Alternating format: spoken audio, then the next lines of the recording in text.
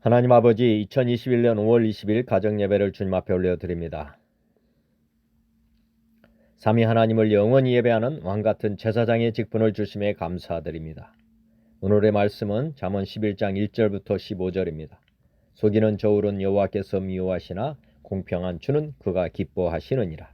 교만이 오면 욕도 오거니와 겸손한 자에게는 지혜가 있느니라. 정직한 자의 성실은 자기를 인도하거니와 사악한 자의 패역은 자기를 망하게 하느니라.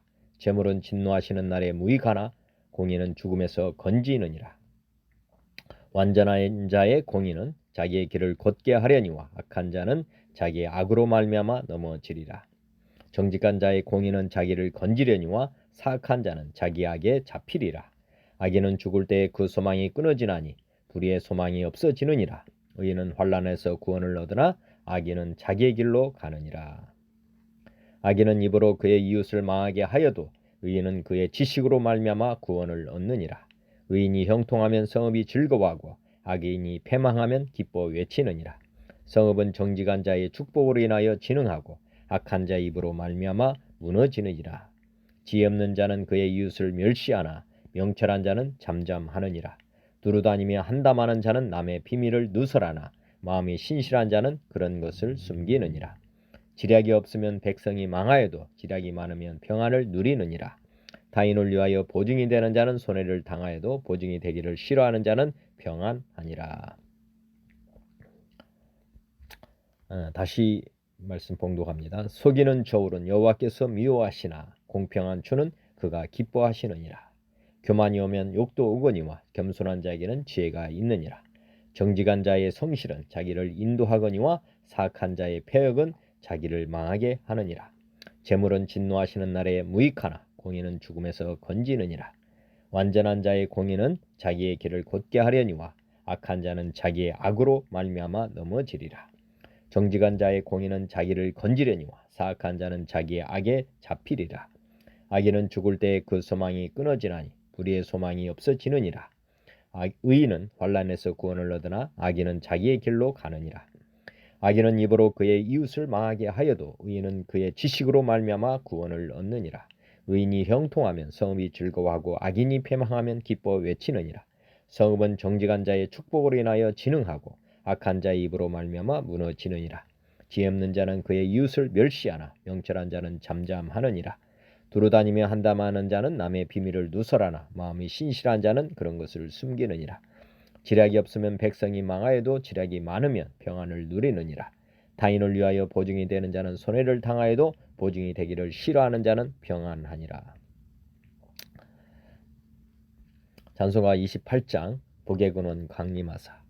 복의 근원 강림하사 찬송하게 하소서.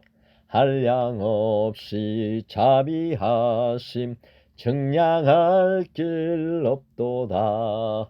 천사들의 찬송가를 내게 가르치소서. 구속하신 그 사랑을 항상 찬송합니다. 주의 크신 도움 받아 이때까지 왔으니 이와 같이 전국에도 이루기를 바라네. 하나님의 품을 떠나 죄에 빠진 우리를 예수 구원하시려고 보혈 흘려 주시네. 주의 귀한 은혜 받고 일생 빚진 자 되네. 주의 은혜 사슬 되사 나를 주께 메소서. 우리 마음은 연약하여 범죄하기 쉬우니 하나님이 받으시고 전국인을 치소서. 아멘. 31장 찬양하라 복되신 구세주 예수. 찬양하라 복되신 구세주 예수. 백성들아 사랑을 전하세. 경배하라 하늘의 전군과 천사. 주님 앞에 영광을 돌리세. 목자같이 우리를 지키시고 종일 품에 늘 안아주시니 찬양하라 높으신 권세를 찬양. 찬양 찬양 영원히 드리세. 찬양하라 복되신 구세주 예수. 우리 대신 죽임을 당했네. 우주 예수 영원한 구원의 소망. 경배하며 겸손히 절하세. 찬양하라 우리 죄 지신 예수.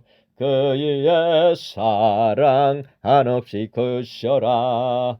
찬양하라 높으신 권세를 찬양. 찬양 찬양 영원히 드리세. 찬양하라 복되신 구세주 예수. 천사들아 즐겁게 찬양해. 구주 예수 영원히 다스리시니 면류관을 주 앞에 드리세. 구주 예수 세상을 이기시고 영광 중에 또다시 오시리. 찬양하라 높으신 권세를 찬양. 찬양 찬양 영원히 드리세. 아멘. 44장 지난 이래 동안에. 지난 이래 동안에 예수 인도했으니 주의 전에 모여서 감사 찬송합니다. 가장 복된 이날은 하늘 한식표로다. 가장 복된 이날은 하늘 한식표로다. 주의 공로 힘입어 은혜 주심 빌 때에 화목하게 하시고 죄를 벗겨주소서. 세상 걱정 면하고 은혜 받게 하소서. 세상 걱정 면하고 은혜 받게 하소서. 하나님의 이름을 찬송하러 왔으니 모임 중에 계시고 영광 나타내소서. 기쁜 하늘 잔치에 참여하게 하소서. 기쁜 하늘 잔치에 참여하게 하소서.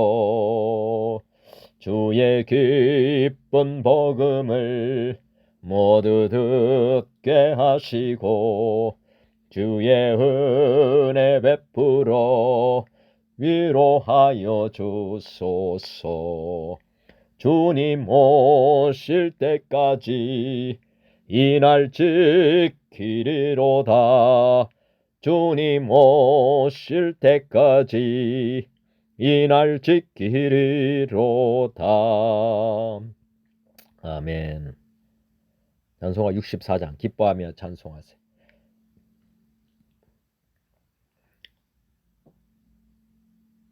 기뻐하며 경배하세. 영광의 주 하나님. 주 앞에서 우리 마음 피어나는 꽃 같아. 죄와 슬픔 사라지고 의심 구름 거치니 변함없는 기쁨의 주 밝은 빛을 주시네.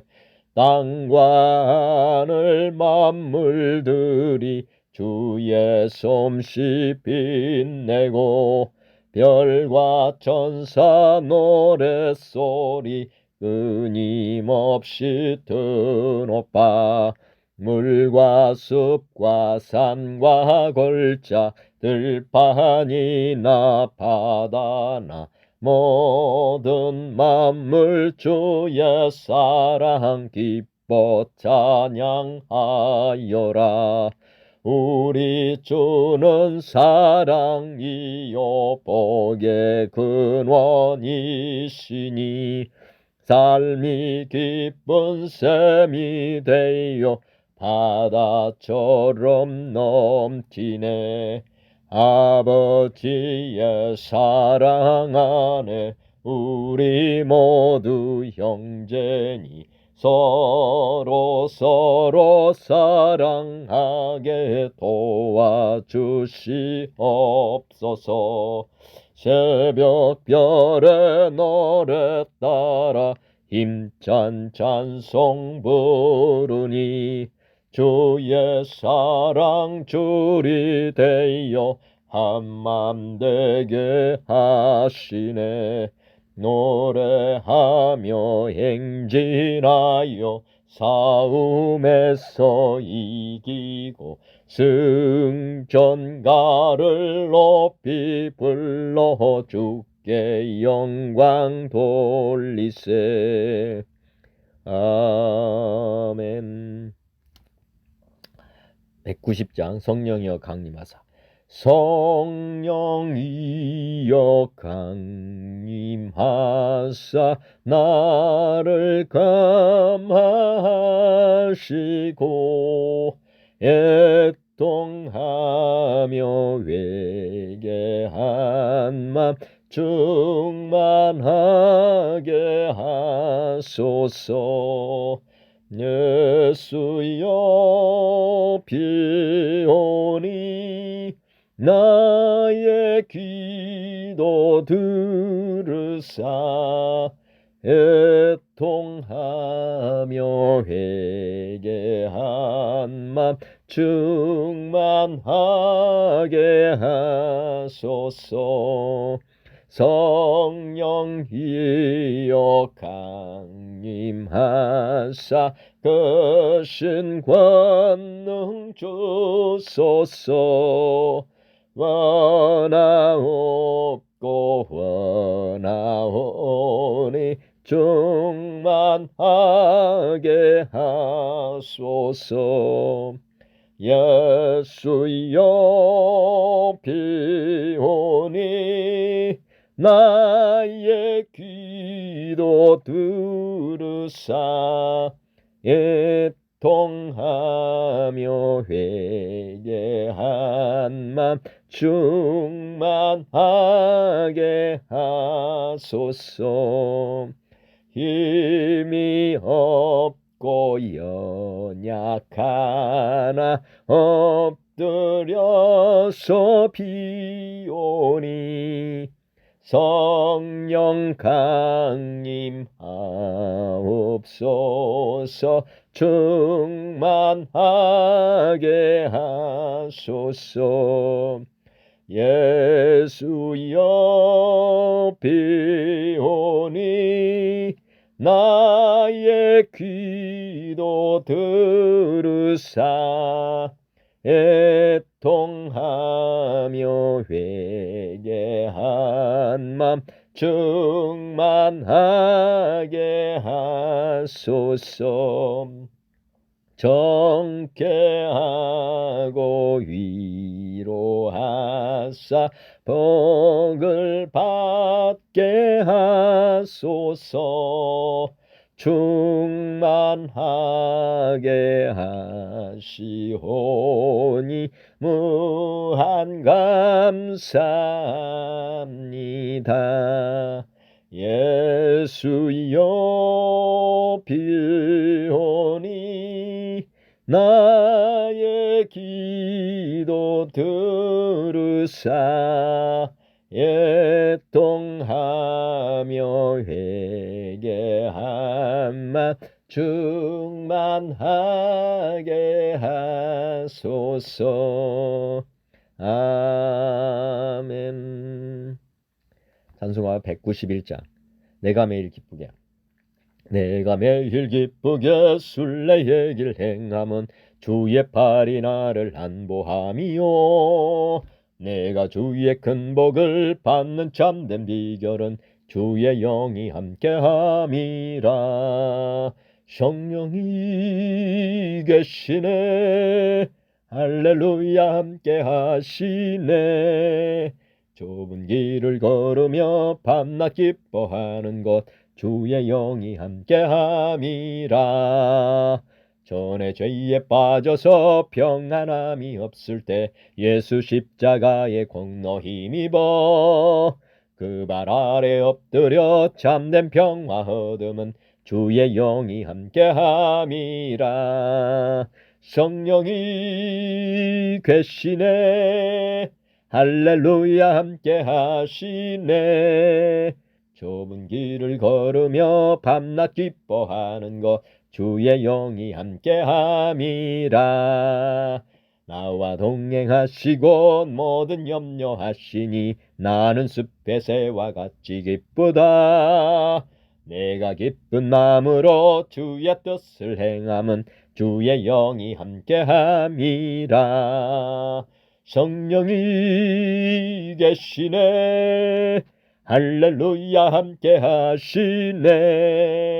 좁은 길을 걸으며 밤낮 기뻐하는 것 주의 영이 함께함이라. 세상 모든 정욕과 나의 모든 정욕은 십자가에 이미 못을 박았네. 어두운 밤이 지나고 무거운 짐 벗으니 주의 영이 함께함이라. 성령이 계시네. 할렐루야 함께하시네. 좁은 길을 걸으며 밤낮 기뻐하는 것 주의 영이 함께함이라. 나와 동행하시고 모든 염려하시니 나는 숲의 새와 같이 기쁘다. 내가 기쁜 마음으로 주의 뜻을 행함은 주의 영이 함께함이라. 성령이 계시네. 할렐루야 함께하시네. 좁은 길을 걸으며 밤낮 기뻐하는 것 주의 영이 함께함이라. 세상 모든 정욕과 나의 모든 정욕은 십자가에 이미 못을 박았네. 어두운 밤이 지나고 무거운 짐 벗으니 주의 영이 함께함이라. 성령이 계시네. 할렐루야 함께하시네. 좁은 길을 걸으며 밤낮 기뻐하는 것 주의 영이 함께함이라. 아버지 감사합니다. 341장 십자가를 내 가지고 십자가를 내 가지고 주를 따라갑니다. 이제부터 예수로만 나의 봄에 삼겠네. 세상에서 부귀영화 모두 잃어버려도 주의 평안 내가 받고 영생 복을 얻겠네. 주도 곤욕 당했으니 나도 곤욕 당하리. 세상 사람 간사하나 예수 진실합니다. 예수 나를 사랑하사 빛난 얼굴 보이면 원수들이 미워해도 염려할 것 없겠네. 내가 핍박당할 때에 주의 품에 안기고 세상 고초 당할수록 많은 위로 받겠네. 주가 주신 기쁨 외에 기뻐할 것 무엇냐. 주가 나를 사랑하니 기뻐할 것뿐일세. 아멘. 오늘의 말씀 잠언 11장 1절부터 15절입니다. 속이는 저울은 여호와께서 미워하시나 공평한 주는 그가 기뻐하시느니라. 속이는 저울. 장사하시는 분들이 이제 정량을 팔아야 되는데 저울을 속여서 장사할 때가 있죠. 그렇지만 사람은 속일 수 있어도 하나님은 속일 수 없습니다. 그래서 이 속이는 저울은 하나님께서 미워하신다. 또 공평한 추는 그가 기뻐하신다. 속이는 저울을 쓰는 이유가 무엇이냐면 탐심입니다. 탐심. 가격을 제대로 받으면 되는 것인데 가격에다가 또 가격은 올릴 수 없으면 또 뭐를 하느냐. 세상은 양을 줄입니다. 양을. 제과점의 경우도 보면은 그 가격은 올리진 않는데 부피를 줄인다든지 이래가지고 어떻게 보면은 사 먹는 사람들은 이전에 양이 어떻게 되는지 잘 모르잖아요. 그런데 여하튼 이렇게 속이는 저울하고 똑같습니다. 사실은 정확하게 말하면 정량을 계속 팔아야 되고 그 정량에 대한 가격을 올리든지 이렇게 해야 되는데 소비자들은 가격이 동일하니까 그 가격을 내고 샀는데 양이 줄어 있으면 기분이 상하는 거죠. 그래서 속이는 저울은 하나님께서 미워하시는 이유 한번 잘 생각해 보시면 그것이 어디에서 되느냐. 이 탐심입니다. 재물에 대한 유혹 때문에 그러는 거거든요. 그런데 공평한 주는 기뻐하신다. 당연하겠죠. 우리 하나님은 이 세상을 어떻게 보면은 속고 속이는 이런 사회가 되지 않고 어떻게 보면 투명하고 그다음에 정직한 이런 사회를 바라시는 것입니다. 교만이 오면 욕도 오거니와 겸손한 자에게는 지혜가 있다. 교만 말씀드렸습니다. 하나님께 가장 큰 하나님이 가장 진노하시는 죄 중에 하나가 교만입니다. 교만, 자만 이런 거는 사실은 하나님의 자리에 앉은 사람이 하는 것이거든요. 사실은. 그리고 교만이 오면은 욕도 온다. 사람들은 그런 사람들을 싫어합니다. 오히려 겸손한 사람을 원하는 거예요. 그리고 교만하고 이런 사람들은 대화가 안 됩니다. 자기가 이 세상에서 가장 잘난 사람이다 이렇게 생각하는 사람들이기 때문에 기본적으로 모든 사람들을 어떻게 보면 무시하는 경향이 있습니다. 그렇기 때문에 욕이 따라오게 돼 있다. 독불장군 이렇게 하면 여하튼 그 앞에서는 표현을 안 할지라도 하여튼 그 사람 없는 곳에서는 그 사람에 대한 이야기가 막 돌게 되어 있습니다. 그래서 결국은 자기 귀에도 이렇게 욕이 들어오게 되어 있습니다. 그런데 반대로 겸손한 사람에게는 하여튼 욕이 오는 게 아니라 칭찬이 따라오게 되고 이러니까 그 교만을 택할 것이냐 겸손을 택할 것이냐는 지혜의 문제다 이렇게 말씀하고 있습니다. 둘 중에 하나 선택을 해야죠. 내가 교만하게 살 것이냐 겸손하게 살 것이냐. 정직한 자의 성실은 자기를 인도하거니와 사악한 자의 패역은 자기를 망하게 한다. 정직한 자는 자기가 이제 어떻게 보면 자기를 인도한다. 정직한 삶은 자기를 인도한다. 자기를 어디로 인도하겠습니까? 생명의 길로 인도하겠죠. 그 다음에 사악한 자 정직한 자의 반대라고 보시면 되고, 거짓말하는 사람들의 이런 그 사악한 폐역.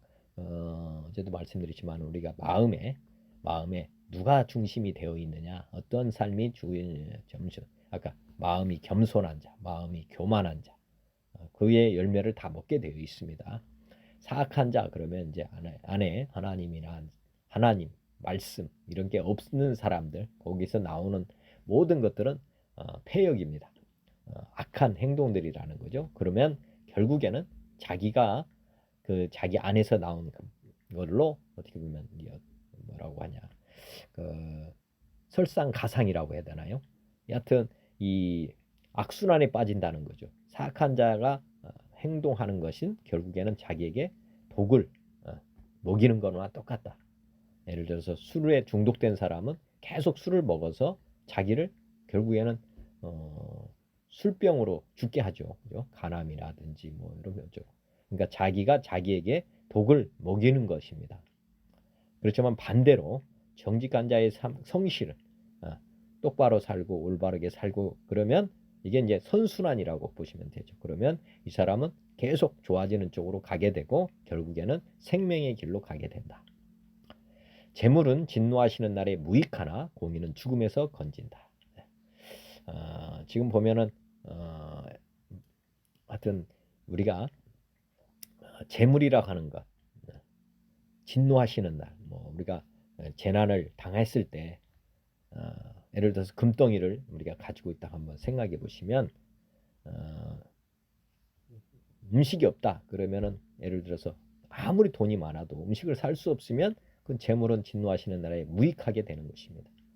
그래서 결국에는 죽는다 그러면 우리 어린애 찬송에 있잖아요. 하나님 나라 가는 건 재물로도 안 된다, 힘으로도 안 된다, 뭐 이거 있잖아요. 재물로 천국을 갈 수가 없습니다. 오히려 천국을 가는데 방해가 된다 해서 낙타가 바늘구멍으로 들어가는 것보다 부자가 천국에 들어가는 것이 더 어렵다. 이 말을 우리가 항상 생각해 봐야 됩니다. 재물이라 하는 건 진노하시는데 천국 가는 데는 아무 쓸모가 없다. 그런데 공의는 죽음에서 건진다. 우리가 의롭게 산다는 것, 하나님을 경외하고 하나님 말씀을 우리에게 주로 삼는 것, 그러면 우리가 사망에서 건짐을 받는다. 예수천당 불신 지옥 뭐 이거라고 보시면 됩니다. 완전한 자의 공의는 자기의 길을 곧게 하려니와 악한 자는 자기의 악으로 말미암아 넘어진다.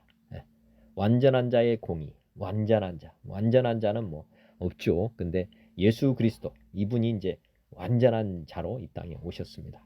완전한 자의 공의, 그 말은 우리가 예수 그리스도의 은혜로 구원을 받습니다. 그래서 예수 그리스도께서 이 땅에 오셔서 공의를 의가 되셨죠. 의가. 그래서 자기의 길을 곧게 했다. 그 사도 요한이, 세례 요한이 광야에 외치는 자의 소리 했죠. 회개하라, 천국이 가까이 왔다. 그래서 이사야서에 보면은 그 산이 낮아져서 평지가 되고 골짜기가 메워져서 평지가 돼서, 그래서 예수님은 광야의 길을 내신 것입니다. 우리의 천국에 가는 길을 곧게 만들어 주셨어요. 로마의 그 길을 포장했던 거와 똑같습니다. 복음이 이 포장된 고속도로로 이제 달릴 수 있도록 길을 만들어 주셨다. 우리가 천국으로 가는 길을 우리 주님께서 곧게 해주셨다. 이렇게 보시면 됩니다. 예수님이 내가 곧 길이다, 진리다, 생명이다. 내비게이션을 쉽게 말하면 천국까지 가는 길을 우리 주님께서 확실하게 우리에게 보여주셨고 따르라고 하셨습니다. 그렇지만 악한 자는 악으로 말미암아 지옥으로 가게 된다. 정직한 자의 공의는 자기를 건지려니와 사악한 자는 자기 악에 빠진다. 여하튼 의롭게 산다, 거룩하게 산다, 뭐 이렇게 하면 자기를 생명으로 인도해 간다. 이게 선순환이라고 했고요. 사악한 자, 마음에 하나님을 모시지 않고 이렇게 하는 사람들은 자기 안에서 더러운 것이 나와서 그리고 결국에는 자기가 악에 잡히게 된다. 결국에는 자기가 사망의 길을 가게 된다. 악인은 죽을 때 그 소망이 끊어진다. 불의의 소망이 없어진다. 여하튼 악인은 결국은 심판을 받고 지옥에 떨어지게 되어 있습니다. 그러니까 그 우리가 보면은 악인도 선한 소망을 가지겠죠. 그렇지만 행함이 없으면 다 죽은 것입니다. 악인이 회개하고 복음을 믿어야지 되는 것이지 회개 없이 복음만 붙잡고 가려고 한다. 이게 이제 악인에게도 소망이 있다. 그지만 회개 없는 소망은 아무것도 되지 않습니다. 예를 들어서 내 안에 가장 더러운 것이 있다면 이 속을 비워야 되는 것이지 비우고 나서 새로운 것을 집어넣어야 어떻게 보면은 좋아지는 것입니다. 예를 들어서 분뇨 그릇에다가 아무리 깨끗하고 좋은 걸 담으면 뭐합니까? 그릇 자체도 더럽지만은 그 안에 있는 내용물이 같이 섞이면 사실은 그거 다 못 먹는 것입니다. 우리가 먼저 항상 선행해야 될 것이 있다면 회개하고 복음을 믿어야 된다. 회개. 회개가 이 축복입니다. 축복. 회개는 우리에게 기분 나쁘게 하는 게 아니에요. 왜냐? 깨끗하게 만드는 것이기 때문에. 그릇을 먼저 깨끗하게 한 후에 좋은 걸 담아야지 이게 그릇이 가치가 있고 또 내용물도 정말 먹을 만한 것입니다. 우리가 설거지를 하는 이유는 그 그릇을 위해서 하는 것이 아니라 그 내용물, 우리가 밥을 먹으려고 하면 밥, 국 뭐 이런 걸 담아야 되잖아요. 근데 그릇이 더러우면 이걸 담을 수가 없지 않습니까? 아무리 좋게 만들고 신선하게 만들어도 그릇이 더러워 버리면 우리가 먹을 때 기분이 좋지 않습니다. 마찬가지로 우리 항상 우리 안을 깨끗하게 그릇을 깨끗하게 하는 것 중요하다는 거죠. 그리고 나서 내용물을 잘 담는 것. 이게 회개하고 복음을 믿는 것이다. 이렇게 보면 되겠습니다. 그렇지만 아까 악인 더러운 그릇에다가 이 축복, 쉽게 말하면 축복, 복을 달라고 계속하면 이게 되겠습니까? 안 된다 이거죠. 악인은 죽을 때 그 소망이 끊어진다. 아까 회개하고 복음을 믿어야 천국 가는 것이지 회개 없는 이 복을 바라는 이런 마음이 세상 사람들은 많이 있거든요. 사실은 회개 없이 죄사함 없이 잘 살기만을 바라는 사람들. 이게 악인입니다. 이게 악인, 교만이죠. 하나님을 도구로 하나님이 우리를 쉽게 말하면 우리가 앞으로 이 세상 살아가는데 도움 되면 믿고 도움이 안 되면 안 믿고 이런 어떻게 보면 이런 삶이 악인들입니다. 회개하고 자기가 주인된 죄를 회개하고 예수님을 영접을 해야 되거든요. 하나님을 우리를 만드신 창조주 그분을 주로 영접할 때 우리가 이제 회개가 온전하게 되고 그분이 이제 우리의 삶 가운데서 복의 근원이 되는 것입니다. 복은 그분으로부터 오는 것이지 그분이 없는 복은 복이 아닙니다. 의인은 환난에서 구원을 얻으나 악인은 자기의 길로 가느니라. 여하튼 의인은 환난에서 구원을 받는다. 하나님을 믿는 사람들은 어떤 환난에서도 구원을 받지만은 하나님을 믿지 않는 사람들은 다 자기 길로 간다. 주님의 길로 가야 되는데 주님이 하나님의 뜻, 하나님의 길로 가야 되는데 그냥 자기가 가는 길, 그게 교만입니다. 인본주의, 그게 다 교만이거든요. 사실은 신본주의로 가야 되는데 우리 하나님이 우리의 복의 근원이다. 우리의 삶의 근원이다. 이렇게 붙잡고 가는 것. 이것이 하나님이 원하시는 길이다. 보시면 되겠고 악인은 입으로 그의 이웃을 망하게 하여도 의인은 그의 지식으로 말미암아 구원을 얻느니라. 말씀드렸지만 악인이라고 하는 것은 다른 게 아니라 내 안에 하나님이 없는 사람들. 그러면 그 마음 중심이 자기거든요. 그리고 마귀고 마귀. 구약에서는 악인이라고만 표현했지만 여기 마귀가 마귀의 입으로 나오는 것들은 다 망하게 한다. 이렇게 보시면 됩니다. 사람이 나쁜 게 아니라 사람이 마귀의 지배를 받으면 그 악인이 되는 것입니다. 왜냐? 서열상 나중에 뒤에서 하겠지만 하나님, 그 다음에 천사, 그 다음에 마귀, 그 다음에 사람입니다. 원래는 하나님 다음이 사람이었거든요. 근데 죄로 말미암아서 이게 역전이 된 것입니다. 마귀하고 우리가 바뀌어버린 거예요. 순서가. 그래서 악인이 된다고 하는 것은 이 마귀의 지배를 받는 그런 형태에서 지금 나오는 것이거든요. 그래서 마귀에게서 나오는 것은 다 망하게 하는 것입니다. 사람을. 그렇지만 의인, 그러면 이 하나님의 사람이 되어가지고 마귀 위에 있는 존재다. 그러면 그 사람은 의인입니다. 마귀의 지배를 받는 게 아니라 하나님의 지배를 받는 그런 사람들. 그렇기 때문에 이 사람들은 구원을 얻게 되는 거고, 그 다음에 세상 사람들에게 망하게 하는 게 아니라 세상 사람들을 복되게 하는 사람들이다. 의인이 형통하면 성읍이 즐거워하고 악인이 패망하면 기뻐 외친다. 우리가 의인이 형통한다. 그러면 예를 들어서 소돔과 고모라가 의인 10명이 없어서 망했거든요. 근데 만약에 의인이 11명만 됐다든지 10명만 되었으면 소돔과 고모라는 망하지 않았습니다. 의인이 형통한다 그 말은 의인이 많아진다면 그러면 성읍은 즐거워하게 돼 있다. 반대로 악인이 패망하면 그러면 뭐 이것도 마찬가지죠. 의인이 형통하는 건 악인이 패망하는 건 같은 결과를 초래한다. 온 세상이 기뻐한다. 범죄 없는 예를 들어서 나라, 범죄 없는 고장, 뭐 이런 지역, 뭐 이러면 다 즐거운 거 아닙니까? 불안 염려가 없는 거잖아요. 성읍은 정직한 자의 축복을 인하여 진흥하고 악한 자의 입으로 말미암아 무너진다. 10장과 11절은 뭐 비슷한 말씀을 쓰는 거예요. 쉽게 말하면 의인이 많아지면 진흥하게 돼 있습니다. 마을 이런 것이 정말 풍성해지겠죠. 그렇지만 악한 자들이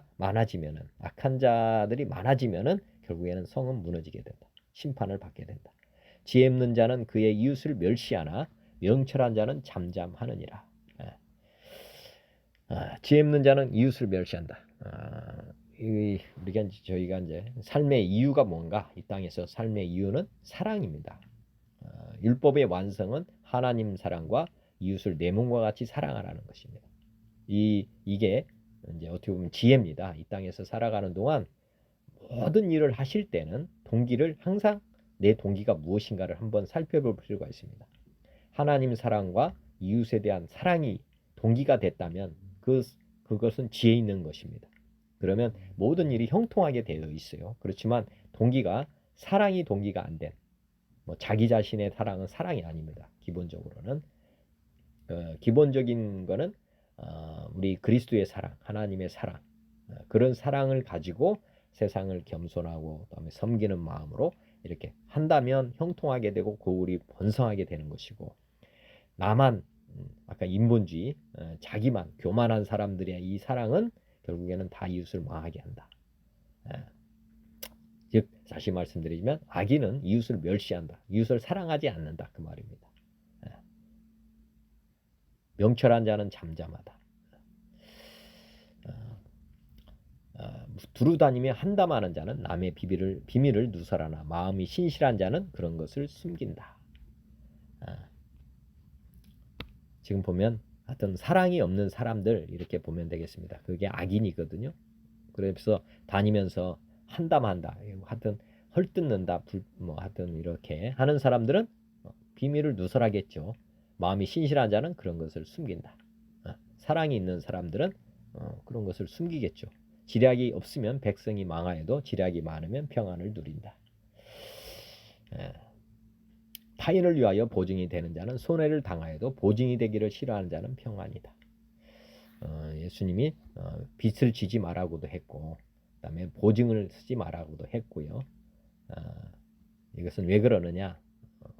사람은 한계가 있기 때문에 자기 것도 담당하기 어렵습니다. 그런데 다른 사람 것까지 담당하는 것은 어떻게 보면 교만이다 이렇게 말씀하시는 것과 똑같습니다.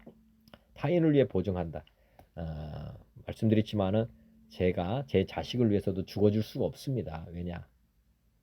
제가 살아가기에도 급급하거든요. 제 자녀도 사실 감당하기 어렵습니다. 그런데 타인을 보증한다. 이것은 하나님이 하셔야 될 영역이지 사람이 사람을 대신할 수 있는 건 안 된다. 그래서 하나님께서는 그런 거 하지 말라. 그냥 네가 기도하든지 가진 것을 그냥 주는 것으로 끝내야지 그 사람이 앞으로 일어날 일을 네가 보증하면 안 된다. 그래 하나님은 이런 걸 싫어하십니다. 왜냐하면 교만해서 그런 것들이 나온다고 보고 있기 때문에, 그리고 감당하지 못하는 것을 아시기 때문에. 그게 거짓 아닙니까? 그래서 자기도 망하고 다 망하는 것입니다. 하나님 외에는 우리를 보증해 줄 분이 안 계십니다. 그래서 절대적으로 우리는 하나님께 매달려야지 되는 것이지 뭐 가진 사람들, 뭐 부자, 뭐 이렇게 의존해서는 안 된다. 예, 우리를 보증해 주실 분은 하나님밖에 없다. 그것이 타인이라고 하는 것은 자녀를 포함한 모든 뭐 사람끼리는 서로 보증해 할 수 있는 보증해서는 안 된다. 이렇게 말씀하신다고 보면 되겠습니다. 오늘 관련된 말씀을 보면서 한번 요한일서 3장을 한번 보겠습니다. 보라, 아버지께서 어떠한 사랑을 우리에게 베푸사 하나님의 자녀라 일컬음을 받게 하셨는가. 우리가 그러하도다. 그러므로 세상이 우리를 알지 못함은 그를 알지 못함이라.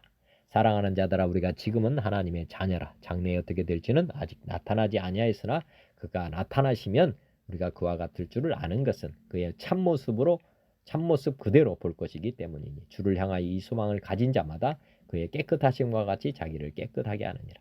죄를 짓는 자마다 불법을 행하나니 죄는 불법이라. 그가 우리 죄를 없애려고 나타나신 것을 너희가 아나니 그에게는 죄가 없느니라. 그 안에 거하는 자마다 범죄하지 아니하나니 범죄하는 자마다 그를 보지 못하였고 그를 알지도 못하였느니라.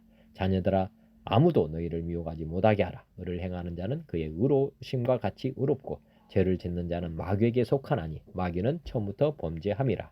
하나님의 아들이 나타나신 것은 마귀의 일을 멸하려 하심이라. 하나님께로는 난 자마다 죄를 짓지 아니하는 이는 하나님의 씨가 그에게 거함이요 그도 범죄하지 못하는 것은 하나님께로부터 났음이라. 이러므로 하나님의 자녀들과 마귀의 자녀들이 드러나나니 무릇 의를 행하지 아니하는 자나 또는 형제를 사랑하지 아니하는 자는 하나님께 속하지 아니하니라. 하여튼 의인, 악인 이렇게 보실 때 악인이라고 하는 것을 그냥 단순히 사람만 보시면 안 되고 마귀를 항상 보실 필요가 있다. 제가 말씀드리고 싶습니다. 하나님의 자녀들과 마귀의 자녀들이다.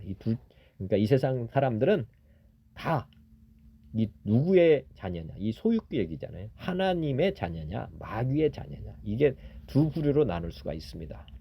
항상 그 악인과 선인은 하나님의 자녀냐, 마귀의 자녀냐, 둘 중에 하나밖에 없어요. 이게 우리가 소속이라는 거죠. 예를 들어서 우리나라가 여당이 있고 야당이 만약에 그냥 여당도 하나고 뭐 야당 이렇게 크게 나누잖아요. 여당과 야당 똑같습니다. 이 세상에 속하는 사람들은 다 하나님에 속한 사람이냐 아니면 마귀에 속한 사람이냐 이 둘 중에 하나. 그리고 영적 전투는 하나님과 마귀 간에 지금 일어나고 있다. 물론 하나님은 마귀를 이긴 자죠. 그렇지만 하나님께서 마귀를 아직 멸하지 않은 이유는 마귀에게 속한 자녀들이 고난을 통해서 하나님을 택하도록 지금 하나님께서 궁유를 지금 베풀어 주고 계시다는 것 생각해 보셔야 됩니다. 고난이나 역경 뭐 이렇게 시련이 오면 지금 마귀에게 지금 내가 눌려 사는데 이 길에서 벗어나는 길은 딱 한 가지밖에 없거든요. 사실 하나님을 나의 주 나의 하나님으로 영접하는 것, 회개하고 복음을 믿는 것, 이거 외에는 다른 방법으로 이 마귀에게서 벗어날 길은 없습니다. 한번 생각해 보시고요. 창세기 18장에 보시면은 소돔과 고모라를 멸하기 전에 아브라함에게 이제 예수님께서 나타나거든요. 아브라함에게 하나님이 말씀하시는 내용이 나오는데 18장 20절 여호와께서 또 이르시되 소돔과 고모라에 대한 부르짖음이 크고 그 죄악이 심히 무거우니 내가 이제 내려가서 그 모든 행한 것이 과연 내게 들린 부르짖음과 같은지 그렇지 않은지 내가 보고 알려 하노라. 그 사람들이 거기서 떠나 소돔으로 향하여 가고 아브라함 여호와 앞에 그대로 섰더니 아브라함에게 가까이 나아가 이르되 주께서 의인을 악인과 함께 멸하려 하시나이까.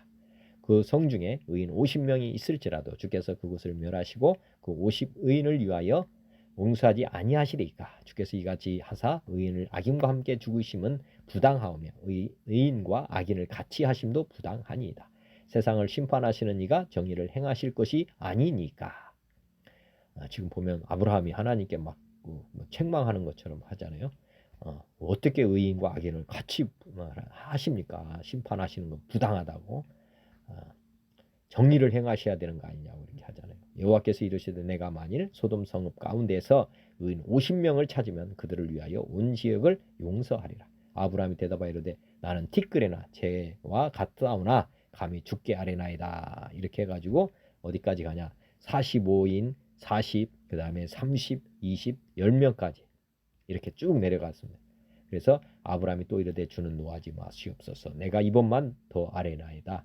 거기서 신명을 찾으시면 어찌하려 하시나이까. 이르시되 내가 신명으로 말미암아 멸하지 아니하리라. 근데 소돔과 고모라는 결국은 망했습니다. 망한 이유는 악이 창궐했다기보다는 의인 10명이 없어서 우리가 정말 하나님을 제대로 믿는 사람이 된다고 하는 것이 이 성중, 이 고울을 지킬 수 있는 길이다. 나만 사는 게 아니라 나와 이 고울을 살릴 수 있는 길이기 때문에 우리가 하나님을 믿고 하나님을 붙잡고 가야 되는 것입니다. 요나서 3장에 보면은 여호와의 말씀이 두 번째로 요나에게 임하니라. 이르시되 일어나 저 성읍 니느웨로 가서 내가 내게 명한 바를 그들에게 선포하라 하신지라. 요나가 여호와의 말씀대로 일어나서 니느웨로 가니라. 니느웨는 사흘 동안 걸을 만큼 하나님 앞에 큰 성읍이더라. 요나가 그 성읍에 들어가서 하루 동안 다니며 외쳐이르되 40일이 지나면 니느웨가 무너지리라 하였더니 요나서 뭐 다 아실 겁니다. 니느웨가 지금 타락한 소돔과 고모라 같이 멸망할 정도의 악이 창궐한 곳이었는데 요나에게 이제 하나님께서 가서 회개하라고 좀 외쳐라 그랬습니다. 그랬더니 그걸 싫어했죠. 니느웨가 이방 나라니까 아니 저것들은 망해야 됩니다. 이렇게 하고 그냥 거부를 하고 니느웨로 가라는 것을 거부하고 다른 길로 막 가다가 나중에는 고래 뱃속에서 3일 동안 있다가 나와서 회개하고 이제 가서 외치게 되는데 이 보면은 사흘 길을 다닐 만큼 큰 도시였다. 뭐 니느웨가 예를 들어서 강원도 지역을 뭐 이렇게 그 정도 크기라고 해요. 근데 요나가 그 성읍에 들어가서 하루 동안 다녔다. 그러니까 기분이 뭐 좋지 않은 상태로 지금 와가지고 사흘 동안 다니면서 외쳐야 되는데 딱 하루만 그러니까 뭐 정신없이 막 다니고 그냥 하는 둥 마는 둥 했던 것 같아요.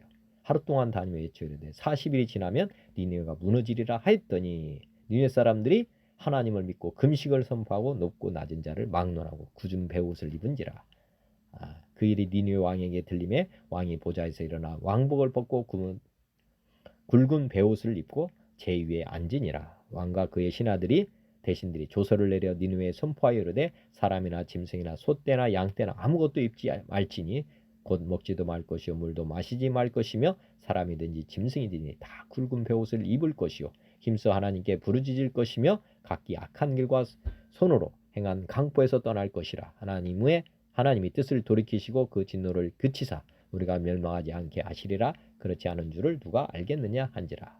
하나님이 그들을 행한 것 곧 그 악한 길에서 돌이켜 떠난 것을 보시고 하나님의 뜻을 돌이키사 그들에게 내리리라 말씀하신 재앙을 내리지 아니하였다.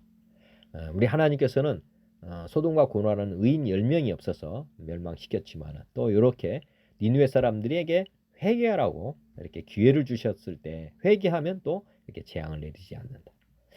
우리가 어떤 삶을 살아가야 되는지 또 한번 생각해 보시면 되겠습니다. 결국에는 악인이 결국에는 심판을 받고 지옥으로 가게 되는데 하나님은 이렇게 구약을 통해서 우리에게 계시를 해줍니다. 친구 잘 만나야 된다. 두 번째, 우리가 늦어도 회개하면 된다. 골고다 언덕에 예수님이 십자가 달리실 때 우편 강도는 사실은 마지막에 하나님 나라에 들어갔지 않습니까? 마지막이라도 회개를 하는 이렇게 하면 하나님은 용서해 주신다는 것을 성경에서는 우리에게 말씀하고 계십니다. 마태복음 11장에 예수께서 권능을 가장 많이 행하신 고울들이 회개하지 아니하므로 그때에 책망하시되 화 있을진저 고라시나 화 있을진저 벳세다 너에게 행한 모든 권능을 두루와 시돈에서 행하였더라면 그들이 벌써 베옷을 입고 제에 앉아 회개하였으리라. 고울들의 쉽게 말하면 예수께서 하나님이신 그런 이적과 기적을 많이 행한 고울들이 회개하지 않나. 하나님은 이적과 기적을 베풀어 주신 이유가 이 땅에서 뭐 잘 살게 하는데 이게 목표가 아니라 하나님이 계시다. 하나님께 회개하라는 것으로 우리가 받아들여야 됩니다. 아까 악인들이 소망을 가진다고 했지만 회개 없는 복음은 아무런 유익이 없습니다. 오히려 하나님께서 책망을 하시게 된다는 것 생각하셔야 됩니다.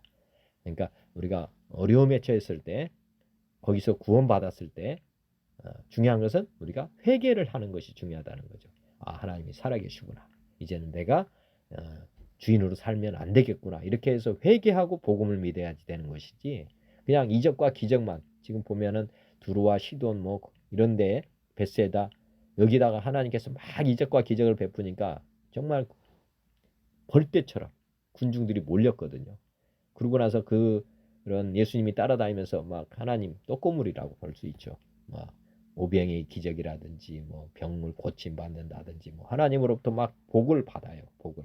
그렇지만 회개 없는 복음은 결국에는 나중에 죽는 건 똑같습니다. 사실은 회개하지 않고 복음을 믿는 것 이것이 얼마나 악한지도 생각해 보셔야 된다. 여기 보면은 내가 너에게 이르노니 심판날에 두루와 시돈이 너희보다 견디기 쉬우리라. 가버나움아 내가 하늘에까지 높아지겠느냐 운배까지 낮아지리라.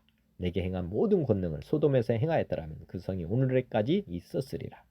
그러니까 그 사람들보다 너는 더이들 너무나 악하다. 지금 이렇게 지금 책망하고 있는 것입니다. 내가 너에게 이르노니 심판날에 소돔 땅이 너희보다 견디기 쉬우리라. 회개 없는 이 삶은 최악의 삶이다 말씀하시고 있고요. 그때 예수께서 대답하여 이르시되 천지의 주제이신 아버지여 이것을 지혜롭고 슬기 있는 자들에게는 숨기시고 어린아이들에게 나타내심을 감사합니다. 아무나 지금 회개할 수 있는 것이 아니라고 하는 것도 지금 성경에서는 말씀하고 있습니다. 예수님이 하나님이신 게 눈이 가려서 영적 소경이에요. 또 영적 귀머거리입니다. 예수님이 아무리 복음을 증거해도 이 마음이 강팍한 사람들, 교만한 사람들은 이 예수님 말씀이 들어가지 않는다. 오히려 어린애 같은 사람, 약한 사람들이 오히려 예수님을 영접했거든요. 올소이다 이렇게 된 것이 아버지의 뜻이다. 아버지의 뜻은 교만한 사람들은 이거 뭐 구제불능이다 이런 것입니다.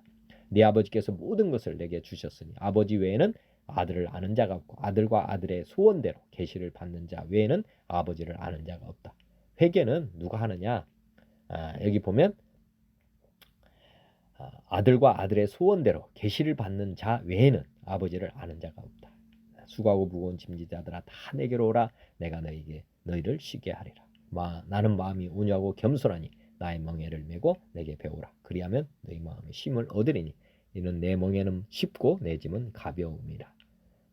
정말 어제도 말씀하고 계속 말씀드리지만은 정말 온유하고 겸손한 교만한 마음을 다 없애야 됩니다.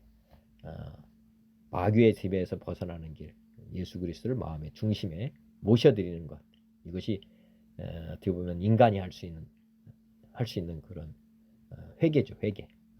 내 뜻대로 사는 게 아니라 이제 아버지 뜻대로 살겠다. 수고하고 무거운 짐 이제 내가 지지 않고 우리 주님께 넘겨드리겠다.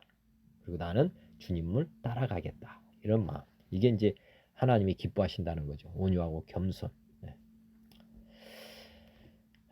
누가복음 11장 누디가 모였을 때 예수께서 말씀하시되 이 세대는 악한 세대라 표적을 구하되 요나의 표적밖에는 보일 표적이 없다. 예수님께서 이 땅에 아까 두루와 시돈 뭐 이런 지역에 많은 권능을 행했지만은 구약에서도 나오는 표적들과 뭐 크게 다른 게 아니었죠. 그래서 이런 표적을 보고도 안 믿으니까 이제 예수님은 이들한테 더 이상 표적을 보여주지 않고 마지막 표적은 나중에 죽으시고 부활한 이 표적, 이게 요나의 표적입니다. 그 표적 밖에는 없다. 즉 사람으로서 할 수 없는 그런 객관적인 명확한 그런 증거, 그런 죽으시고 부활한 그 전에 있던 선지자들도 엘리야나 엘리사가 했던 표적과 예수님이 하는 표적이 그 구분이 안 되는 겁니다. 사실은 그러다 보니까 이런 표적으로는 예수님이 하나님이라 사람이 아닌 하나님이라고 하는 표적은 못 된다. 그래서 더 이상 이제 하나님의 아들이라고 했지만은 바리새인 서기관 안 믿으니까 더 이상 이제 하나님인 증거는 이거 외에는 너희들한테 보여줄 표적이 없다. 그래서 부활 표적을 지금 이제 말씀하신 것이고 그 제자들조차도 사실은 그 당시 믿지 않았습니다. 예수님이 많은 권능을 행했다고 하는 그 고울들도 안 믿었지만은 예수님의 제자들조차도 선지자나 뭐 이 정도로만 생각했지 하나님 아들 뭐 베드로는 고백은 했었어요. 그러나 그것은 립 서비스였지 실제로는 하나님의 아들로는 믿지 않았습니다. 아는 것과 믿는 건 전혀 다른 거고 그 베드로도 말은 하긴 했지만 자기가 믿고 말한 게 아니라 하나님께서 말씀하도록 입술에 말씀을 넣어준 것입니다. 그렇기 때문에 우리가 뭐 은사 받아서 뭐 지혜롭게 말을 전한다고 한다고 해도 그 사람의 삶이 변하지 변하지 않는 한은 어떻게 보면 그것은 아는 것이지 믿는 것은 아니다. 이렇게 보시면 될 것 같습니다.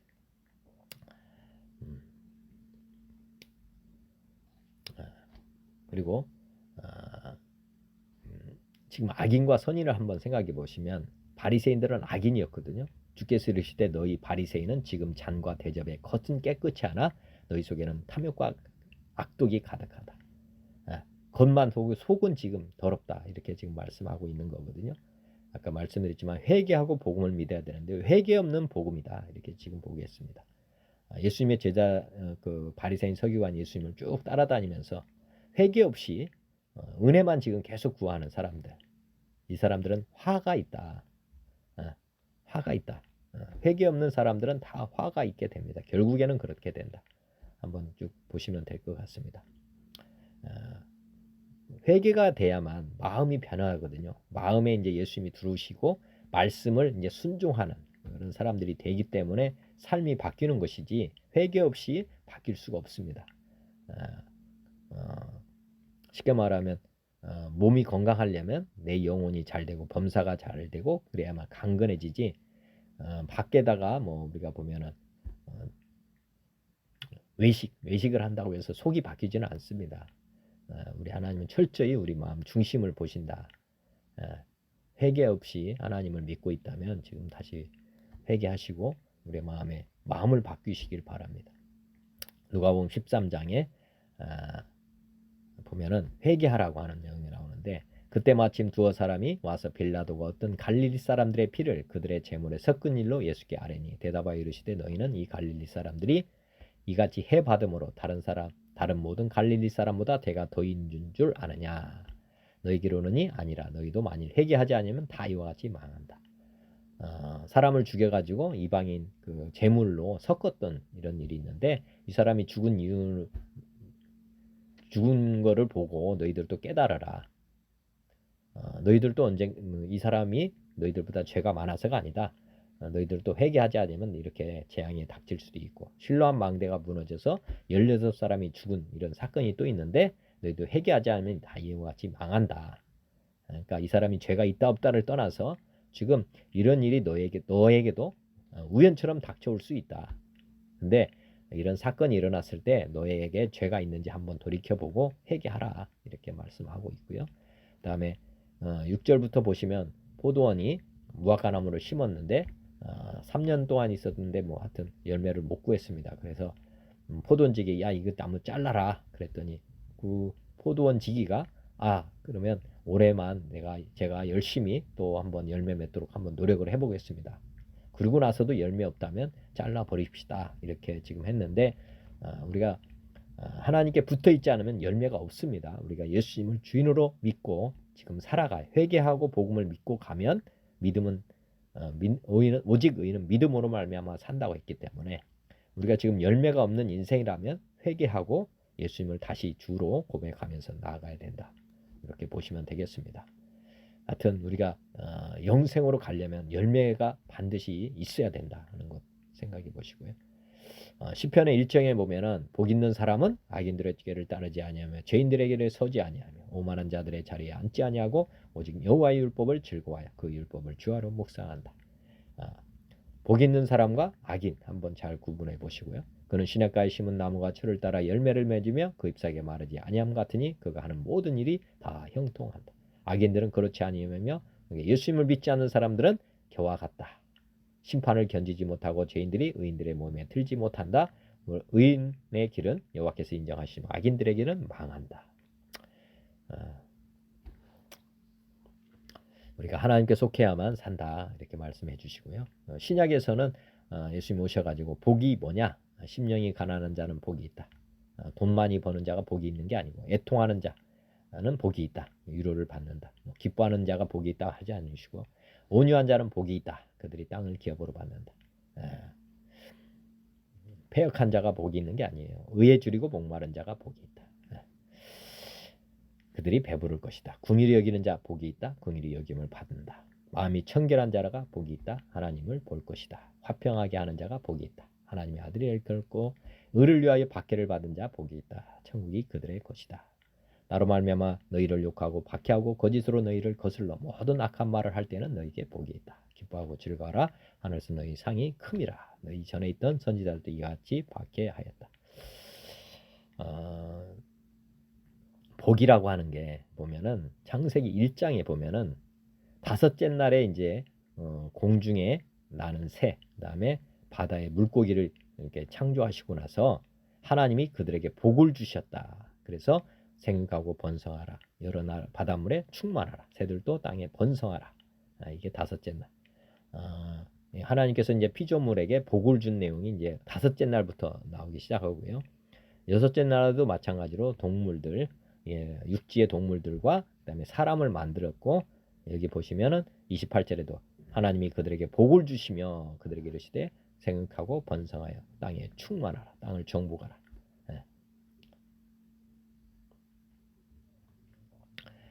이렇게 이제 사람에게도 복을 내렸다.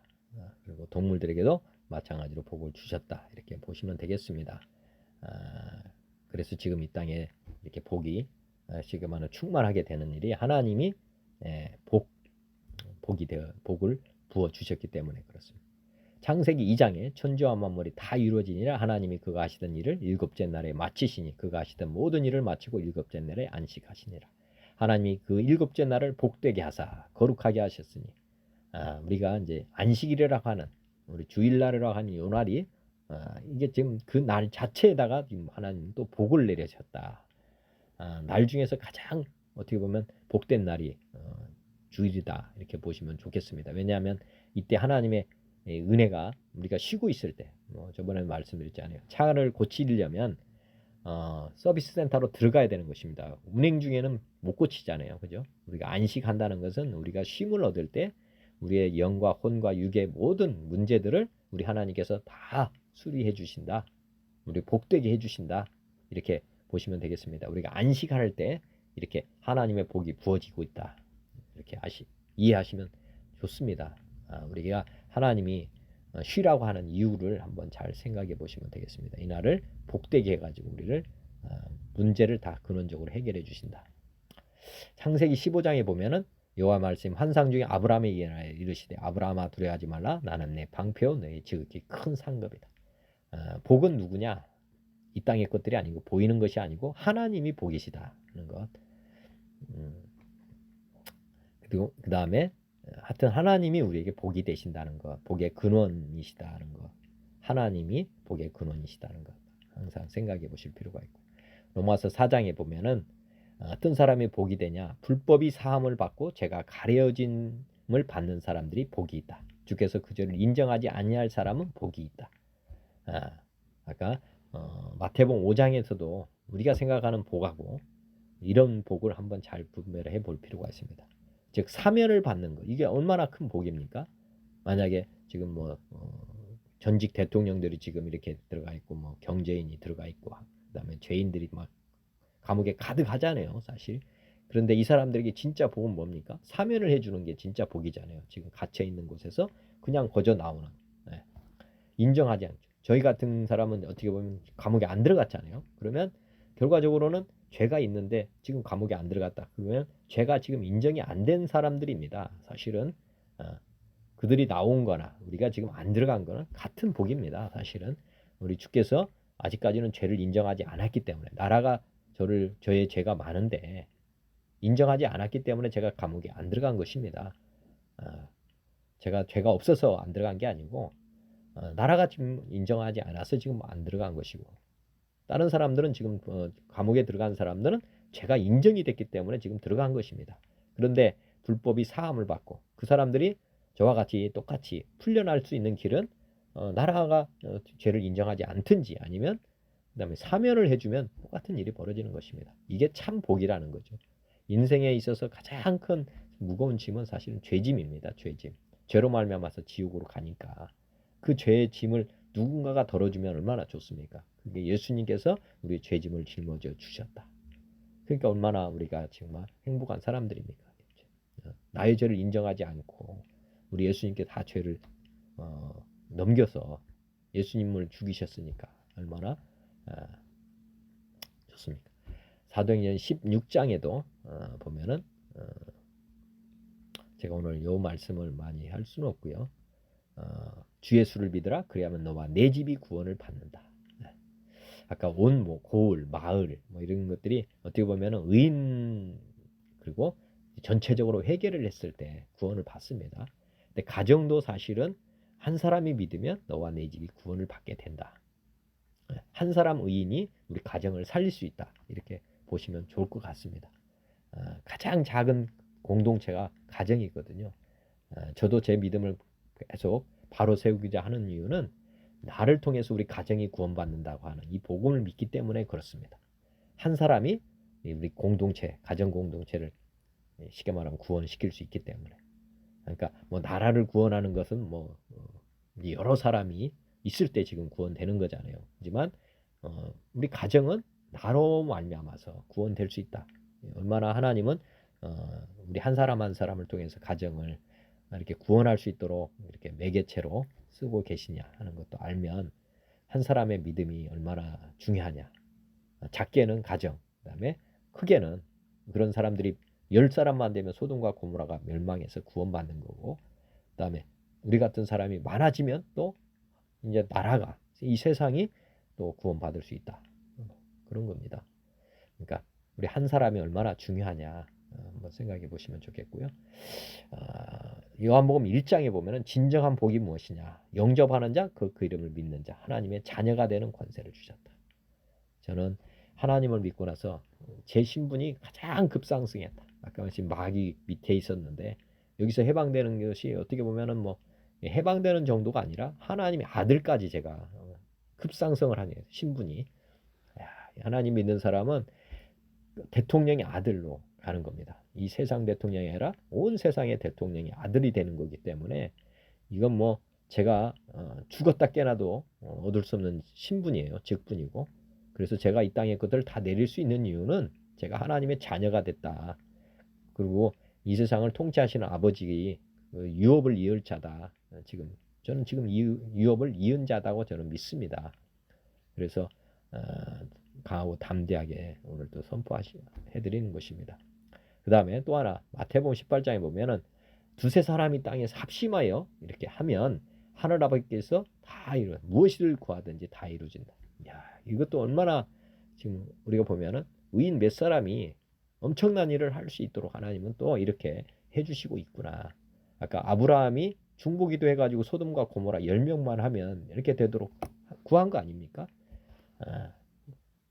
마찬가지로 우리가 두세 사람 의인이 모여서 이렇게 합심으로 기도했을 때 이 땅의 모든 매듭은 다 풀어진다. 묶임은 다 풀려질 수 있구나. 또 이렇게 우리에게 권세를 주셨구나. 이것도 한번 묵상하시면서 의인이 된다고 하는 것이 얼마나 복된 일인지 보셨으면 좋겠고요. 사도행전에 보면은 예수님이 부활 승천하신 후에 오순절 다락방, 마가 다락방에서 오로지 기도에 힘썼다. 마음을 같이 해서 우리가 예수님을 주인으로 모신 사람들이 마음이 같은 사람입니다. 그러니까 우리가 신앙 고백, 사도신경을 고백하지만은 진짜 신앙을 한 마음으로 고백한 사람들이 아까 합심해서 기도하면 다 이루어집니다. 마가의 오순절 다락방에서 40 열흘이죠, 열흘. 예수님 부활 승천하신 후에 40일에 이제 승천하시고 오순절날 성령이 강림하시잖아요. 열흘 동안 힘써서 기도했는데 그 사람들에게 방언이 임해가지고 성령이 임해가지고 놀라운 변화가 일어났죠. 그러고 나서 초대 교회가 세워지게 됐습니다. 오늘 악인과 의인에 대해서 이해를 하시려면은 이 영적 지배 구조를 한번 아실 필요가 있습니다.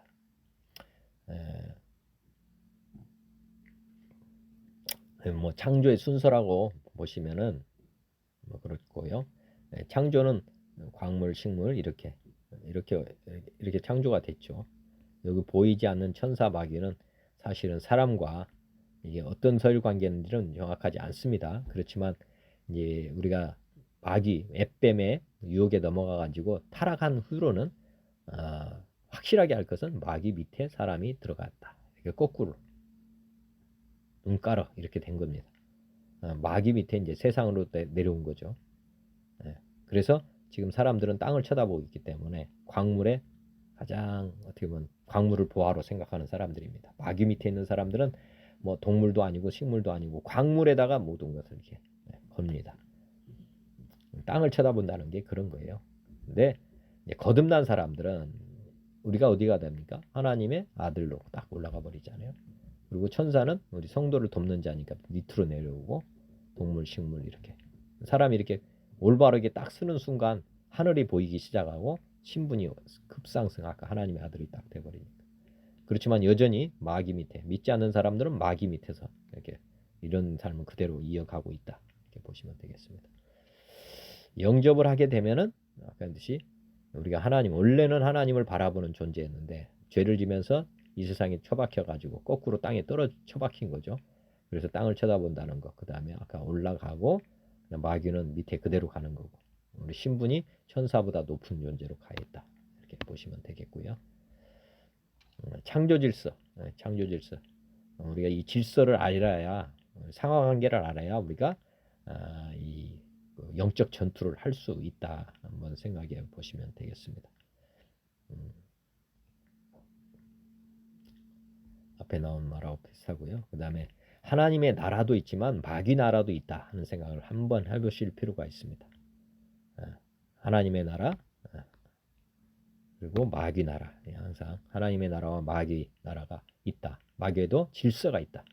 바알세불 밑에 뭐 정사들, 권세들, 어둠의 세계당 주관자들, 악의 영들, 이렇게 우리가 보면 지자체도 그랬잖아요. 중앙정부가 있고 지자체가 있듯이 마귀 나라도 이렇게 있습니다.